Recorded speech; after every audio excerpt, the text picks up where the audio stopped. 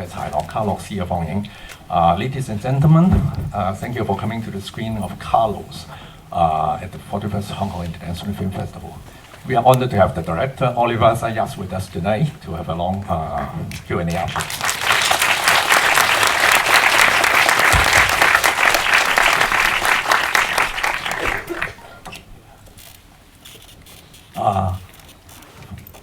Maybe I start by saying that, well, this is a film made 7 years ago, and actually has been screened at the festival 6 years ago. At that time, Olivier actually planned to come, but canceled his trip at the last minute, unfortunately. So tonight is a really good occasion to make up for it, right? So, yes. No, I'm always very happy to show this film in its full format, screened in a theater the way it was always meant to be. As you can imagine, this has been a lot of hard work, and it's been a very complex film to make, and it was a very strong filmmaking experience, so I am always very happy to share it, and specifically with my friends of the Hong Kong Film Festival. And yes, I mean, you know, I think that when I was supposed to come here to have this conversation a few years back, I must have been preparing my next film, which always has kind of priority on my other commitments. So actually, after almost 6 hours, including a 20 minutes intermission, it was quite an experience. Almost never a dull moment. Time just flew by. And actually, how should I put it?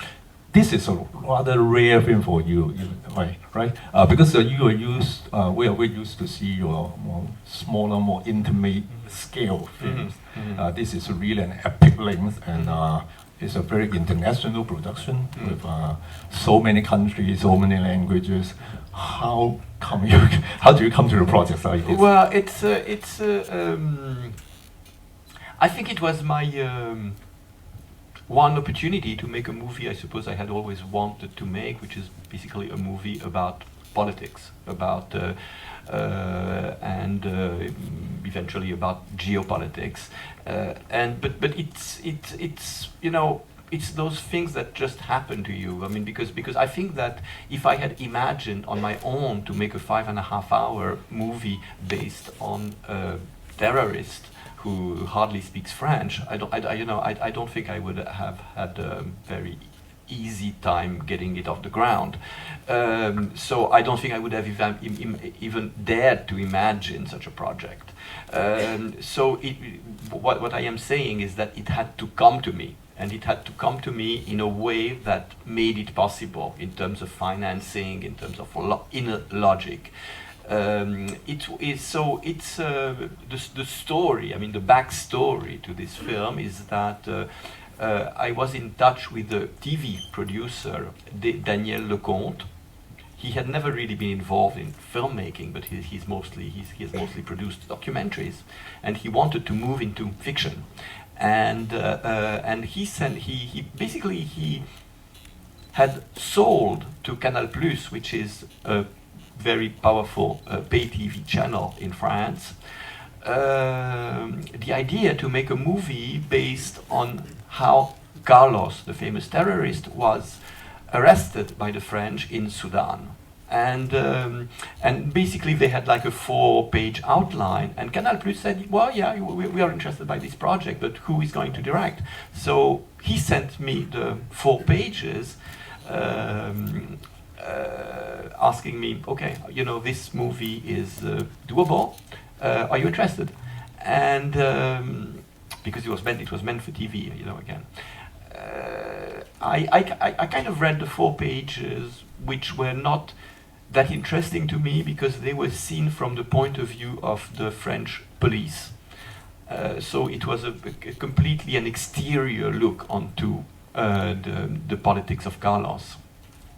But when he sent me those 4 pages, he also sent me a booklet with research that had been made by a very interesting and very smart American journalist based in Paris at that time, Stephen Smith.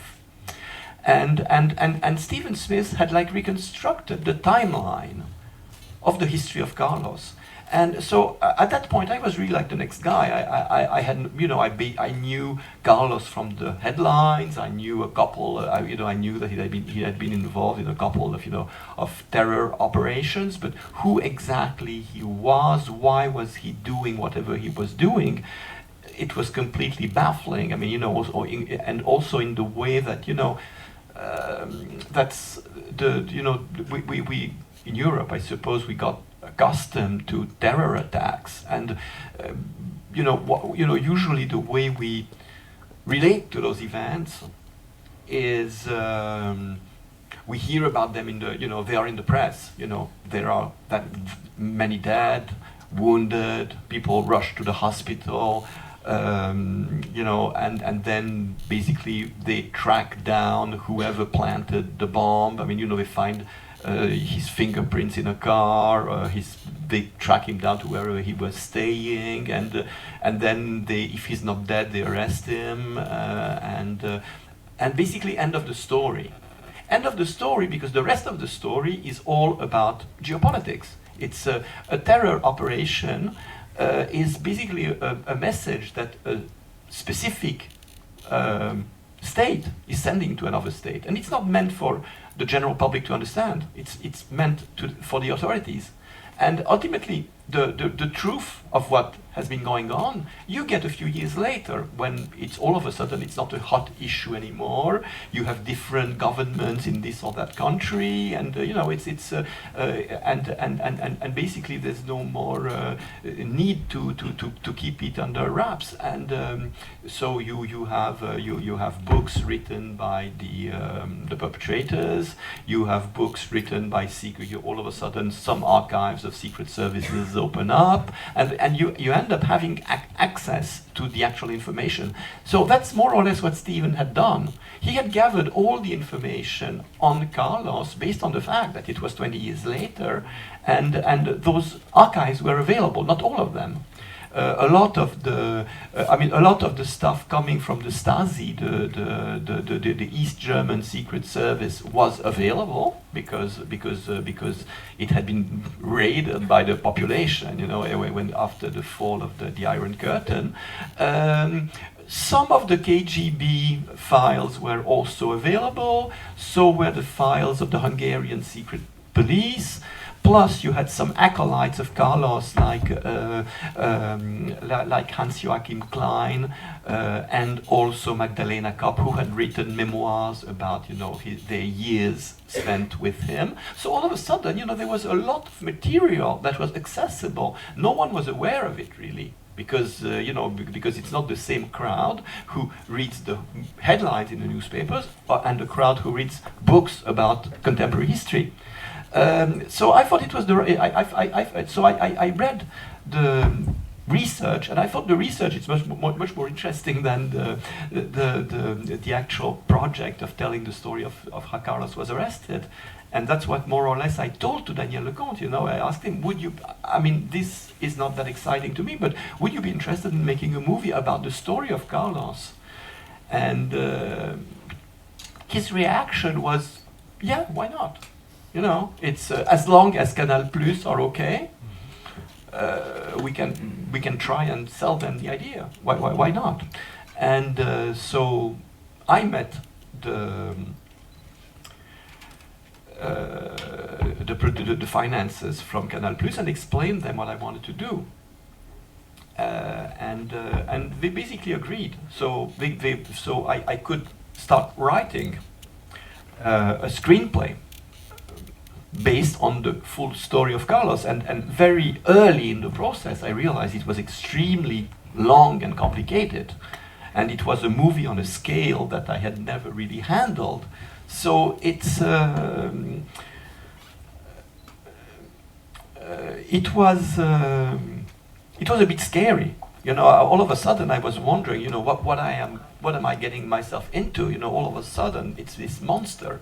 And if I want to tell that story, I can't fit it in a 90-minute TV drama. It just doesn't work, doesn't make sense.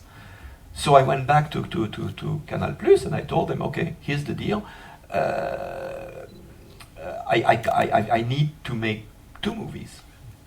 And they were a bit scared. They thought about it and they said, well, yeah, sure, okay, yeah, let's go ahead. It's fine, we're doing 2 films. So all of a sudden, you know, Daniel Lecomte was very happy because instead of 1 film, he had 2 films on his hands. And twice the budget, I suppose. And all of a sudden, the thing was taking shape. So at that point, I had to make a very precise outline of where part 1 would end, where part 2 would start, where the film would begin, where it would end, and dig in a little bit deeper into the narrative, into the story, and then I kind of panicked because I realized that there was no space enough. It was not space enough. I needed more than 2 films. At that point, Daniel Lecomte became very scared because, you know, I told him, you know, honestly, I can't see how we make 2 films with the story. If we want to tell the story of Carlos, it doesn't fit into 2 films. It's now it's almost 4 films. So I told him, well, maybe we should go back to Canal Plus and ask them if they're okay with 3 films. So we went back to Canal Plus, and you know, and the thing is, so you know, and the thing was just I felt more and more pressure on my back. It was like a mountain in front of me, you know. Because you know, you've seen the complexity of this film. Plus, it's a period piece. You know, we had to recreate the 1980s in many different countries. It was a cast of 100. I mean, the whole thing was completely out of proportion. And so I thought, how can I escape? How can I get out of this? You know, because this is going to be a nightmare to make. So I thought, okay, I'm going to do this film if I have complete freedom. If I don't have complete freedom, this is a waste of my time, because I will be, you know, instead of doing a feature that I control, that I can do the way I like to function, I will be stuck in a TV production where I will have TV executives explaining me what I can do, what I can't do, basically controlling the film. And I don't want to deal with that. So I really thought seriously about it, and I really convinced myself that this was worth doing, that there was potentially a very exciting movie there, as long as I could do it based on my own rules. So I went to Canal Plus and I said, okay guys, now we need to have like the serious conversation. This is going to be 3 movies. This is going to be 3 movies. I'm going to shoot it in the original languages, because this is also very much a story about the languages. How people communicate, you know, it's a mixture of German activists, Latin American militants, Middle Eastern politicians, secret services, Russian politicians, Japanese terrorists, whatever, you know. But I think what is exciting is to keep the identity of those guys and have the Japanese speak Japanese, have the Russian speak Russian, have the Arabs speak Arabic, and I don't want to shoot this on digital or whatever. I want to shoot this. I want to shoot this in 35mm on film. I want to shoot in widescreen, and I'm going to use an unknown actor to play Carlos. I thought that at that point they would just throw me out. You know, I thought they would, you know, they would just laugh in my face and you know, they said bye and we'll hire someone else to do this film. You know, and to my surprise, they basically said yes to everything. So I was stuck. I had to do it. So that's more or less how this film came about. Wow. Mm-hmm. for the story. So this is some backstory to the production. Actually, in yesterday's, last night's masterclass after the screening of Personal Shopper, you said one thing that I remember, is that you don't care much about the backstory of the characters. That's for the fiction films you usually do. But this time, it's a real life character, almost a legend. Would it be any different? Well, as you notice, I've not really dealt with the formative years of Carlos. Basically, we start with him becoming Carlos. So more or less, it's really like the moment when he is hired by Wadi Haddad to be the representative of the FPLP in Europe. So basically, no backstory there, not much backstory. I mean, I'm not using that much of his growing up, his family, his ties to his, it's and also in terms of backstory, maybe there are reasons why he's a rebel. Maybe there's a reason why at some point he wants to, instead of becoming, I don't know, a lawyer in Caracas, he becomes a warrior in the Middle East. Maybe there's something in his life that took him there, but ultimately I'm not so interested in that.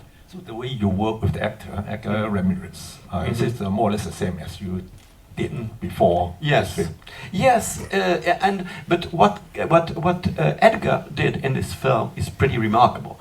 I mean, in the sense that he was important for me for many reasons, because well, it's also about how I cast him, because also about my reticences about committing to this film initially was that I was not sure that I had the right Carlos.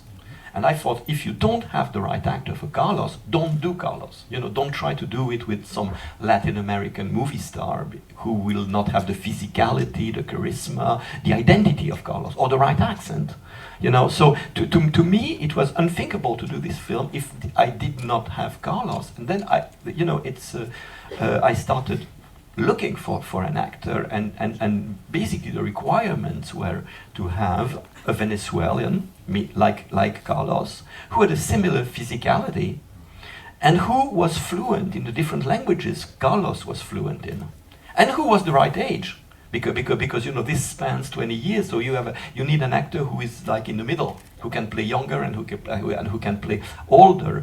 And so basically, I could have found Edgar.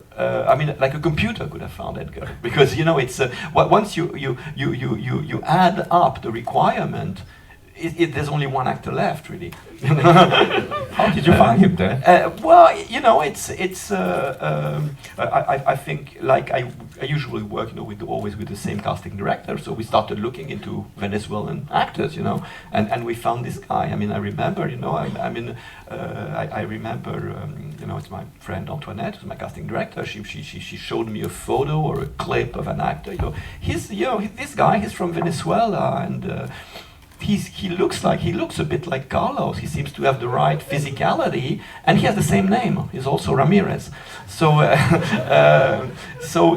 we flew him to Paris, and he was in the middle of shooting some TV series in Colombia, and he came to Paris like for the weekend for us to meet. And when I met him, I thought the guy was amazing. I thought he was extraordinary. I thought he was exactly the person I was looking for. And also he was very knowledgeable in terms of politics. And of specifically those kind of leftist politics, because that's the world he had grown up in. His father was a diplomat, so he had traveled a lot. That's how he picked up the language. But in his family, at his home, they were talking politics. So this story he was familiar with, the issues of the story he was familiar with. So, but what I wanted to say, that's just one side of it. The other side is that. Again, one of the fears I had about Carlos is, do I want to spend, 2 years of my life with a monster, with someone who is a criminal? I don't have any kind of fascination for the evil that Carlos represents. I think he has a very fascinating destiny, fate. And his story is the story of a generation. It's the story of the end of the Cold War. And I think it's a major modern story that has never been told. So I think that, I think this is exciting to make on many levels. But dealing with Carlos on an everyday basis, was I ready for that? I was not sure. And I think that I think that at some point I understood that Edgar was also the right person, because he would carry that burden. He would take that burden off my back. The burden of dealing with Carlos on an everyday basis would be Edgar's burden. And so he was the one who had to go through the changes of Carlos. I kind of left him a lot of space in terms of getting his costumes right, getting his makeup right, handling, his beard, no beard, mustache, not mustache, whatever. It's getting fatter, getting skinnier. It was a very based on our shooting schedule, which, as you can imagine, was extremely long and extremely complex. It was a headache.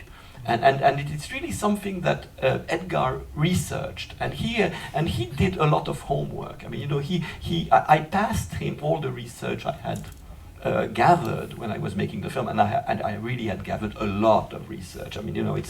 Research has been a huge part of this film, because we're talking politics, we're talking history, really. And when you're dealing with history, you're held accountable. For every scene, he had the historical elements, he had the political issues, he had the files on the other characters, and I didn't check that he had done his homework. I kind of let him handle it. To me, the thing is that in the morning I just met Carlos. And I worked with Carlos. I shot whatever scene we had planned for that day. So there's a lot of research materials. Are they in many different languages, or basically in French or English? Well, it's in French and English, and in Romanian also, which I had I had translated.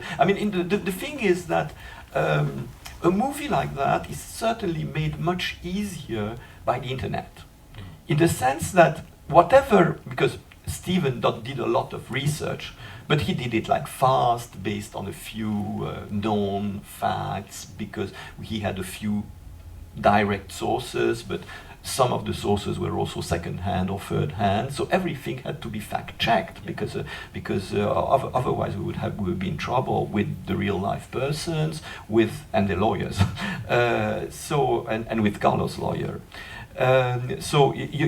We had to be extremely accurate about everything. A lot of the dialogue scenes you've seen in this film are inspired by transcripts of interrogation, hidden microphones of the German or the Hungarian, but also, memoirs by friends of Carlos who reproduce the conversations they had with him, or even one of the most crazy moments in the story of Carlos is when he has this weird conversation with Sheikh Yamani, the minister of the oil minister of Saudi Arabia. This is, all the crazy stuff he's saying is based on Yamani's testimony, who told the press the conversation, who wrote actually the dialogue he had with Carlos. So a lot of and even when he's giving an interview in the film, that's an actual Carlos interview, word for word. So there was a lot of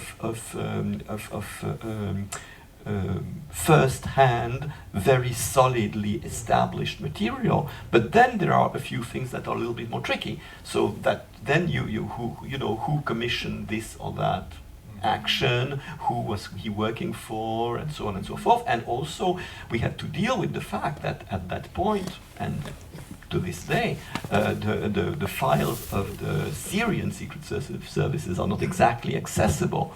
So, but we know obviously that he was a Syrian agent, but that had to be reconstructed. And so, what I'm saying is that there's a lot of elements we had to not only accumulate but superimpose, double check, triple check, because when you start dealing with secret services, terror operations, they are it's a very shady world. And a lot of it can be planted stories. It can be what now we call fake news. So is to be sure of the reality, of the factual reality of this or that fact, you need double, triple checks. Especially because we did not have, when we were making this film, a solid, serious biography of Carlos. There were a couple of biographies of Carlos, but they were full of holes, full of mistakes, and to this day, the ultimate. I mean, there is no. If you want to understand the full story of Carlos, watch this film, because ultimately we kind of make sense of a lot of stuff that the biographers of Carlos have not really made sense of. So again, what I'm saying is that you can use the internet to double check, triple check, to all of a sudden you read a name in one of the files you have, and you realize that ultimately that guy might be more important than he seems. All of it, you can research him, and you bump into really fascinating stuff. So I'm an amateur researcher, but part of my writing in this film was also about re-researching a lot of the material. So often I would call Stephen Smith to tell him, okay, I don't want to move in that direction without your green light. But here's the thing, here's the document I found, which contradicts this or that information, so what do you say? And at that point, Stephen would say, well, this I have to recheck again with my sources, and like a month later, he would come back with some kind of answer. You just mentioned that the actor, Edgar Ramirez, did a lot in shaping the characters. Mm-hmm. But I'm sure you must have already written quite down in detail in your script. Yes, of course. For example, the scene before for the Vienna operation, mm-hmm. he suddenly dressed up like Che Guevara. Yeah, I know. So but that's based on the fact. I mean, the way those guys are dressed, which is completely nuts. I mean, when we watch it now, is factual. We have the photos. I mean, there's a lot of things. Obviously, we have reconstructed based on the photos. When we're talking about the Vienna operation, it's so incredibly documented in detail, like everything, because there is the testimony of whatever happened inside the room has been documented by the interviews with most of the oil ministers who were held hostage. Actually the building does not exist anymore. So we got hold of the floor plan of the OPEC offices, and we reconstructed them in a studio in a warehouse actually in Germany. But it's exactly accurate because again we have the photos. It's technically complicated, but it's easy to establish. But I guess quite a lot of the location shots are actually not shot in that location, like Yemen, for example. Yeah. It's the first thing I did when I started writing, before I started writing, or when I had started, writing a basic outline, was to say, well, that I want to see the places where Carlos lived. I wanted to have a feeling of the ambient.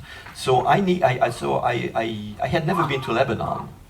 So I went to Lebanon with some of my crew, and I saw different locations. where places where Carlos had lived, where Wadi Haddad had lived, the places where possibly they could have had their training camps. And then we went to Yemen. I had already been in Yemen like years before, and but it was also. Here we looked for again the exact location corresponding to the story. So obviously my art director was with us. So we took a lot of photos to have and we at that point we hoped we could shoot in Yemen. Same thing in Sudan. I had never been to Khartoum, and so we went to Khartoum. We looked at the city, which had not changed that much. We looked for also the places where he had lived, the places where the hospital. We saw the club, which is actually the Armenian club where he would go and drink and party. That's where the expats would go and party. And again, we tried very hard to shoot in Sudan. In the end, Yemen, we were not allowed to shoot in Yemen because our French producers were too panicked. They were really scared. I think at the time I thought they were completely wrong. I thought they were completely wrong. I thought it was ridiculous, and I think we could have shot there. It was not that dangerous, but ultimately I think they were right, because looking back on it, actually the French had a covert operation in the north of Yemen fighting the Houthi rebels, who basically are the guys who a couple of years later occupied Sana'a, the capital of Yemen, and that was the beginning of the civil war. It's very possible that because there was this French covert operation, it was not so safe for a French crew to go to Yemen. How about Syria? And Syria, we cast. We went to Damascus. Same thing. We hoped we could shoot in Damascus, but honestly, I did not have much hope they would allow us because of the politics of the film. It's they are not. Yeah, they are the bad guys. I mean, But in Damascus is easy it was easy at the time. It's a 2-hour drive or 2.5-hour drive from Beirut, so we obviously visited the locations, the places where Carlos had lived. Also, we saw from the outside the building for the secret services. We got a very solid feeling of the locations we needed and how they actually looked. And the good thing, but in the end, we could not shoot in Syria, but also we lost most of our Syrian cast. Because, but basically for the same reasons we could not shoot in Sudan, and we lost also our Sudanese cast. So those casts are not allowed out of their country? No, because they were not allowed out of the country, because basically they kind of gathered the information that this movie was not a pro-Syrian movie, and there's an alliance between Syria and Sudan. So they kind of passed on the message to the Sudanese. So the Sudanese, like a week before shooting, forbade their actors to travel. So in the end, we had to reconstruct everything in Beirut, in Lebanon, in different areas in Lebanon. Luckily, Beirut can stand for Yemen. It can stand to some extent, it can stand for Sudan, even if it was a headache. The most difficult part of it was basically find Sudanese actors in Beirut, because we had lost our actors, and you don't have Sudanese actors in Beirut. You have a Sudanese community, but the guys are, you know, they work in they are security personnel. They are cops. They are they work in very basic service businesses, but we had kind of already gathered them because they were our extras. So we had to recast the film using our extras, and none of them were like professional actors. But we ended up kind of smuggling shots of Damascus. I mean, you know, we have exteriors of Damascus in the film. We had them shot by Syrian friends using a permit for a Syrian film, and they kind of smuggled it out, you know, in the back of a car, and we had the film processed in Paris. More or less similar process in Khartoum. And also in Yemen, in Aden. The shot in Aden and in Khartoum, it's Sylvie, who's our producer, who went there and shot them herself. So, well, maybe it's time to talk about the style of the film. For example, the way you use the music to propel the film forward, and also the so much like fact-based bass plays, that kind of thing. So was that all in the script? Yeah, well, not the music, not the music. The music, it's I had no idea what kind of music I was going to use on this film. I mean, I genuinely didn't have a clue, and it's only when I started editing that I kind of realized that the film needed that kind of beat. It needed that kind of energy, that kind of drive that this kind of music could give it to him, but it's I kind of it's like I always do with music. I kind of felt my way in. I mean, you know, I had to try things that did not work until I ended up finding something that worked. And initially, in my first cut, a lot of the music was by the same band, the Feelies. I really liked their music, and for some reason it just worked with this film. Except at the last minute, they freaked out because they realized that they were involved with a movie about terrorism, and they got scared that their songs would never be bought by, I don't know why, Disney movies, you know, who pay much better money than we do. So they allowed us to use a couple of tracks, but they really asked us to reconsider the other musical choices. So we had to do it very last minute. Well, of course, in your previous films, before Carlos, already we saw those close-source pens following up close to the actors. Oh yeah. But this time it's cut much quicker. Yeah. And all those the action scenes, for example, and also with well, you know, it's I think that when you make a long film, it has to be twice as fast. because you're really testing the patience of your audience, you know. So it's the longer the film, the fastest it has to be, and the more energy it kind of needs.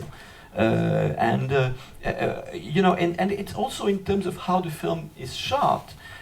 What was interesting for me in Carlos, I mean, in other movies, maybe I can tell you, okay, so this movie I shot more or less this way, or that other movie I was shot more or less that other way. In Carlos, I had to use every trick in the bag, really. You know, I mean, I had to, I could not repeat myself too much. So I had to try everything. You know, so some scenes are shot I'm using wider lenses, with much wider lenses than what I would use normally. What I was used at using.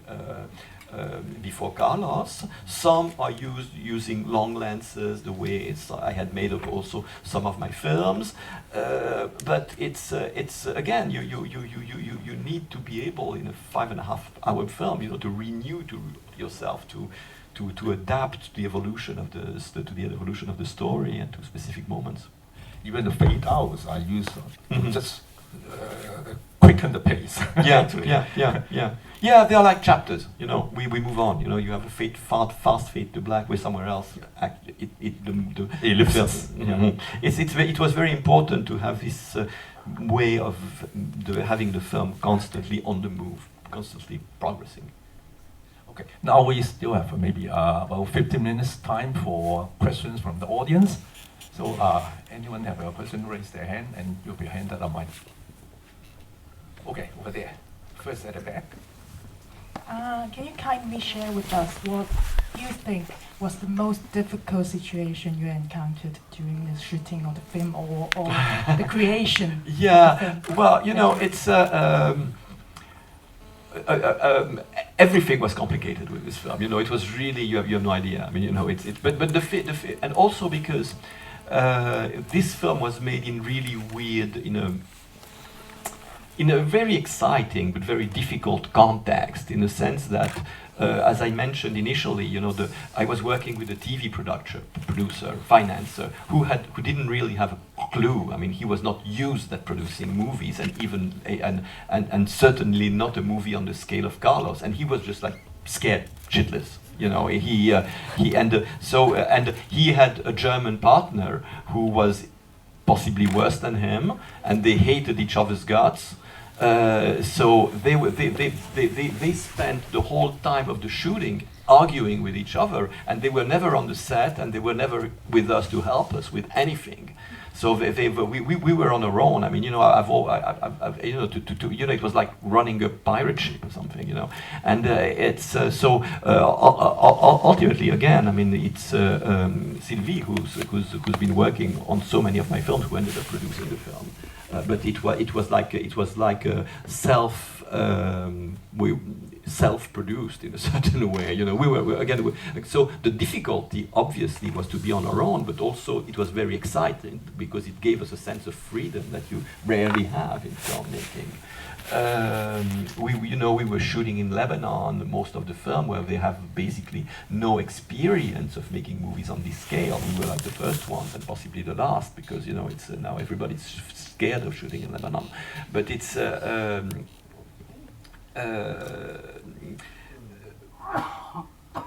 so again, you know, everything was difficult. I mean, you know, for instance, you know, like losing our Sudanese locations and Sudanese cast like 1 way before shooting, that's genuinely scary, you know, and because you all of a sudden you have in a panic to find new actors, new sets, and you hoping they will be right, hoping they will work in the film, they will make sense. You know, for instance, until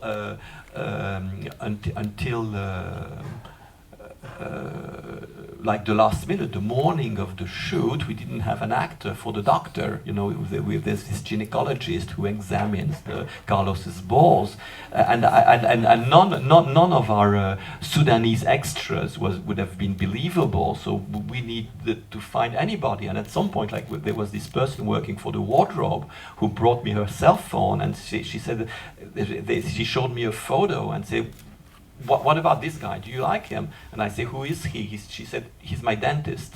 And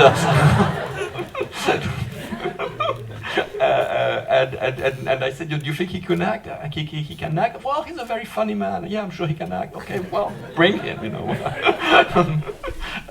You know, I have you know, I have a million stories like that, you know, like you know, how do you shoot when you have like 25 minutes, a scene when Carlos is getting out of a plane with his family in Tripoli, and you don't have a plane, and and you don't have extras, you end up shooting it from the back using the crew. Our crew, so, you know, I don't know, it was fun, but it was difficult. It's all about problem solving. Yeah. Yes. So did you finish the film on budget? I would say so. I mean, you know,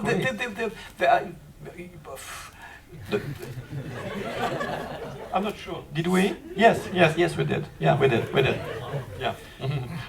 What an achievement. Okay, questions over there? Oh, over here. Actually, I'm quite speechless after watching this film because it's such a wonderful, wonderful piece of filmmaking. Thank you so much.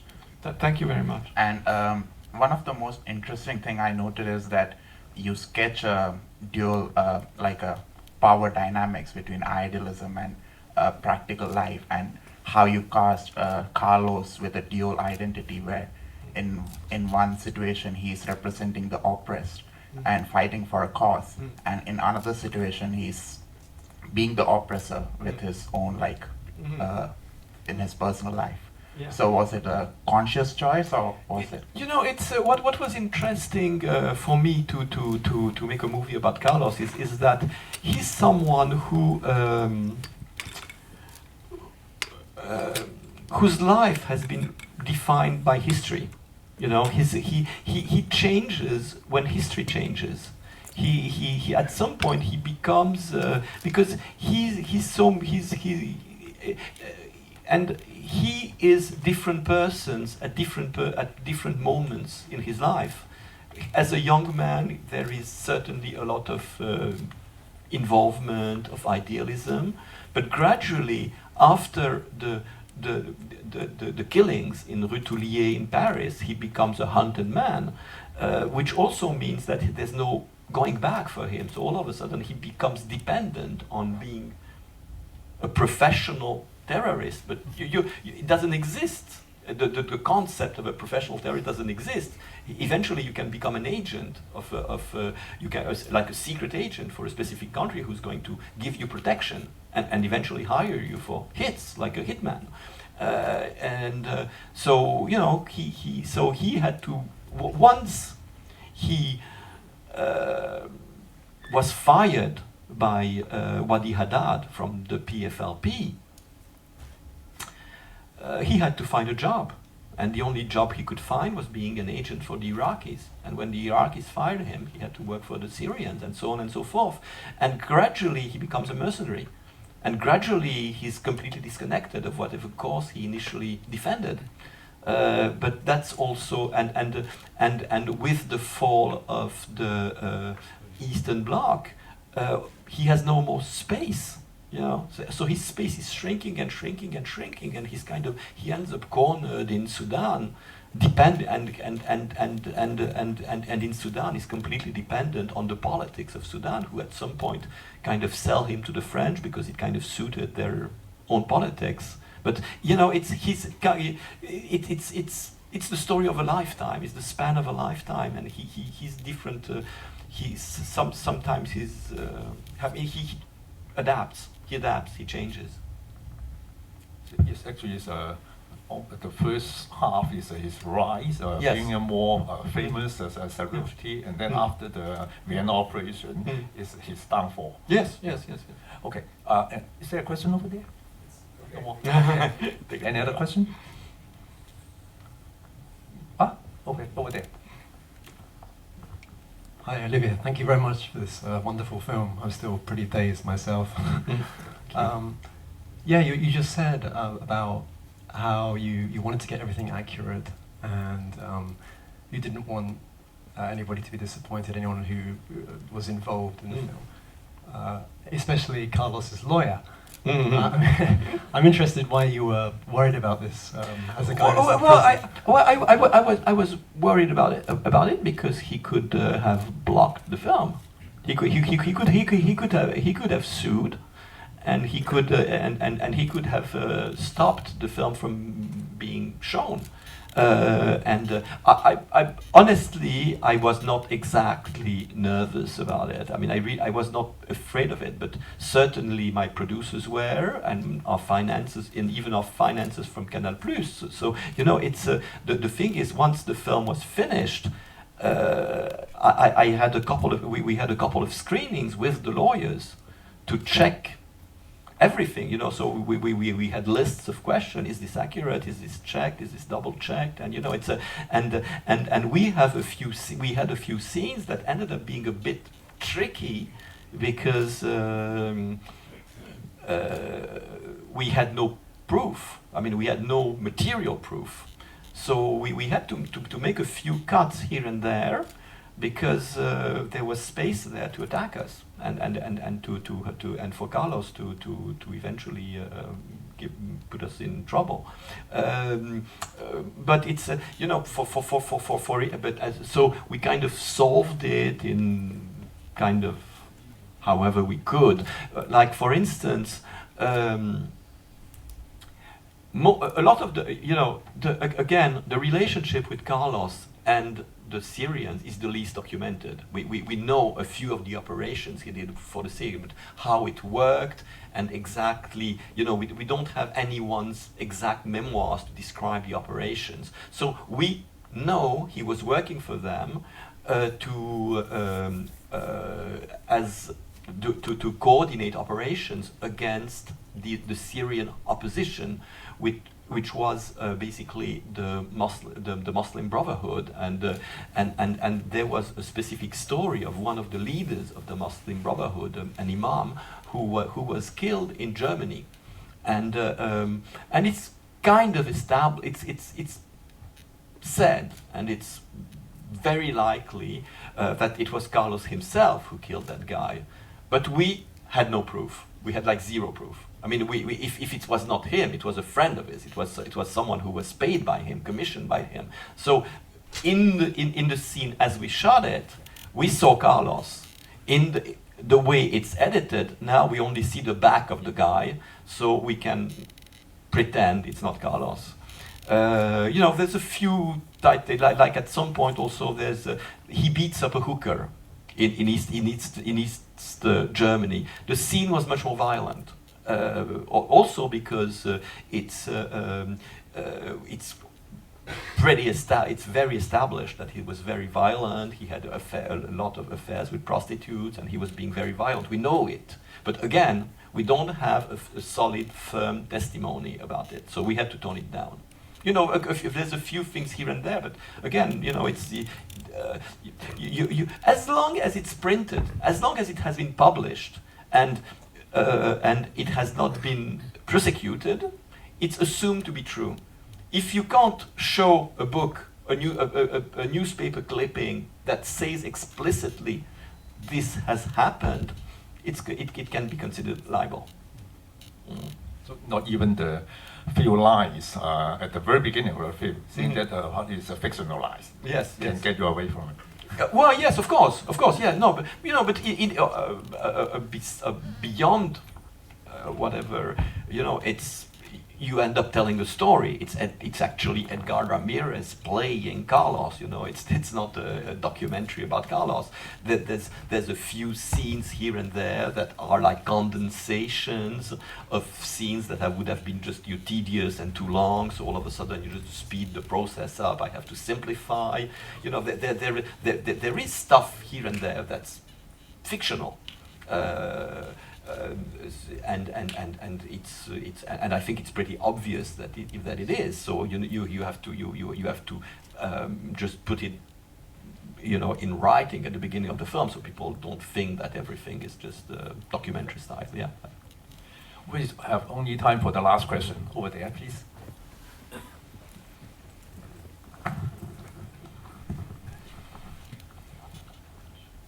Again, I'd like to follow the lead of everyone else and say thank you very much for your quite extraordinary movies, plural. This is more like a personal question. I wonder how this huge project has, more on a personal level, impacted the way you see your own like photography and filmmaking, and also your outlook on maybe perhaps more things like geopolitical spectre or in general. Yeah, I understand. It's in terms of I've always been very interested in geopolitics because that's the real politics in a certain way, you know. It's the gist of modern politics, and so I've really been, and I still am, and one of the reasons why I've been excited by the project of Carlos and I got involved in it is also because somehow there was a way of expressing through cinema things that I've been interested in all my life.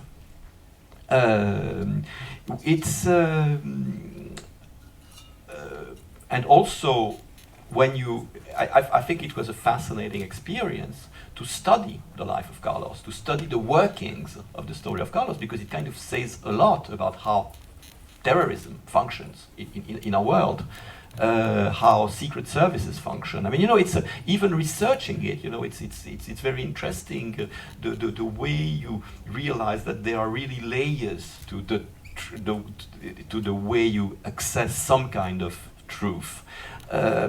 So it's been extremely and I've been, you know, traveling a lot, interacting with cultures I was not familiar with,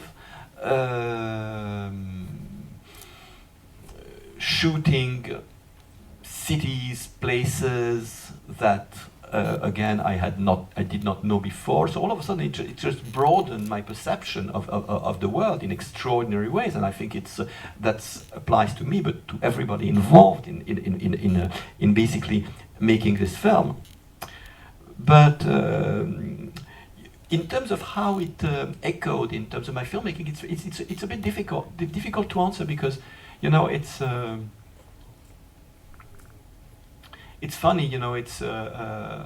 I remember after making this film, like a couple of months, and we were showing it in the US. I was there with Edgar, and we were discussing with an American journalist who loved the film and who said, so what's next? What are you going to do? And I did not answer, and Edgar said, well, Olivier, what are we going to do? And I told Edgar, well, you know, we are going to disappoint them.